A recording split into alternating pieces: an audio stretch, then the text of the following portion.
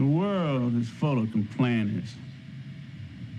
The fact is, nothing comes with a guarantee.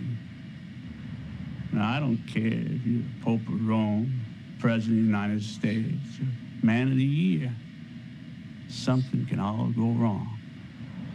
And go ahead, complain, tell your problems to your neighbor, ask for help, and watch him fly. You can't help but compare yourself against the old timers. Can't help but wonder how they'd operated these times. There's this boy I sent to the electric chair at Huntsville here a while back. My arrest and my testimony. He killed a 14-year-old girl. Papers said it was a crime of passion, but he told me there wasn't any passion to it. Told me that he'd been planning to kill somebody for about as long as he could remember. Said if they turned him out, he'd do it again.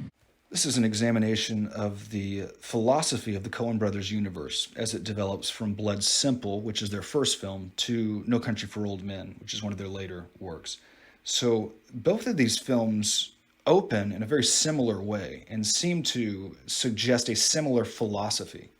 But these characters take different journeys, and the films end in different places and have different philosophical implications. Ultimately, Blood Simple is dark and ironic, and No Country for Old Men ends in a manner that is more sincere and optimistic and hopeful.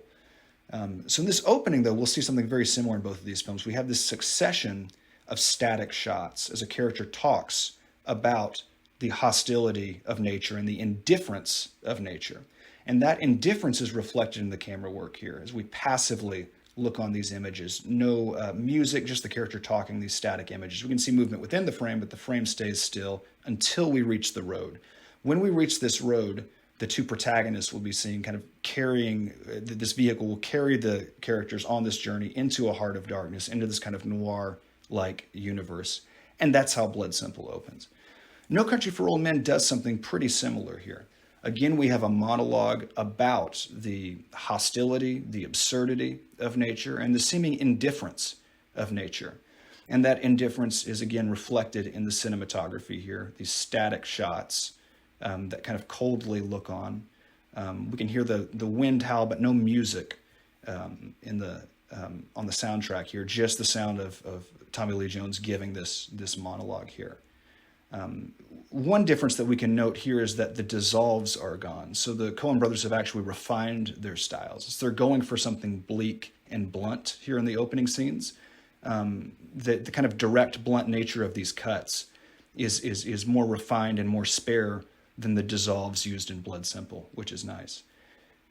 But these two openings, although they're very similar, we invert the point of view. So in Blood Simple, the antagonist, the villain, was providing the monologue.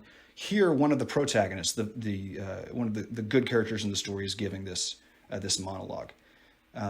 And the characters on the road in both of these films are the characters that are in conflict with the character speaking in the monologue.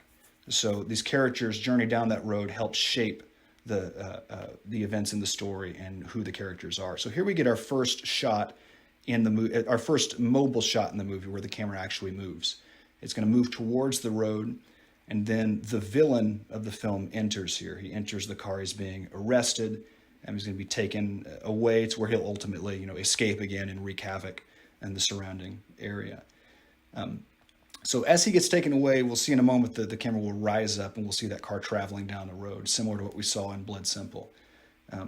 Now, both of these films, although they open in these very, very similar ways, they end in very, very different ways. And the endings are tied to the characters who are giving these monologues at the beginning of the film.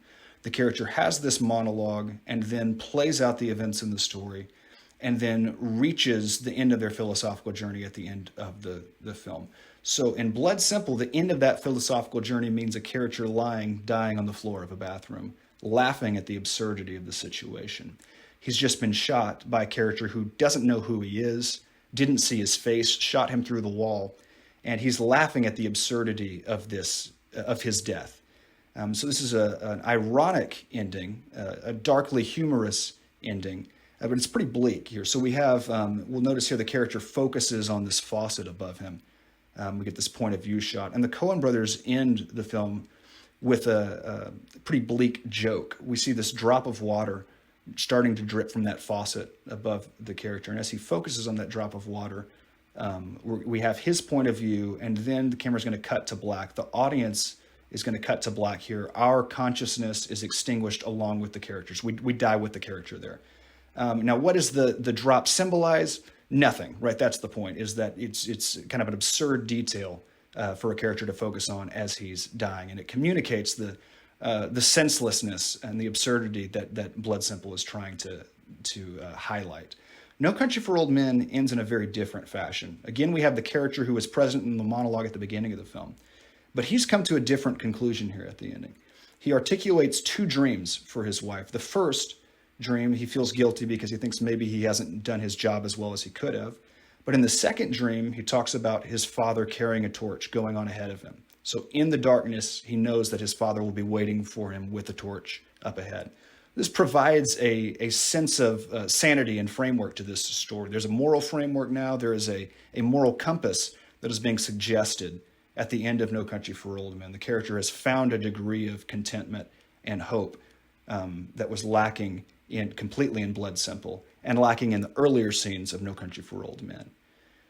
So the similarity in the two openings of these films is interesting because it allows us to read these two films ultimately not merely as different, but as commenting on each other. So No Country for Old Men isn't merely a different film. It's a film that rejects the philosophy of Blood Simple or refutes the philosophy of Blood Simple with its ending here. And using Blood Simple as a lens to view the journey of the Tommy Lee Jones character in No Country for Old Men is really, really interesting for driving that point home.